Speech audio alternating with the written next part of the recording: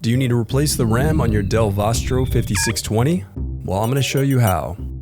Also, you can click the link on the top right of the screen to find this part or tools or additional help on our website, including step-by-step written tutorials with detailed images.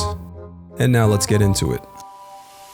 First, unscrew and remove the 7 2mm by 4mm screws. Then loosen the 2 captive screws. Remember, these 2 only loosen and cannot be removed. Then pry apart and remove the bottom base.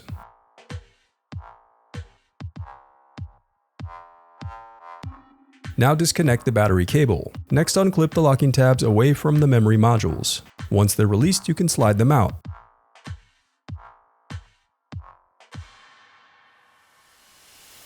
The reassembly of your laptop is as simple as following your steps in reverse.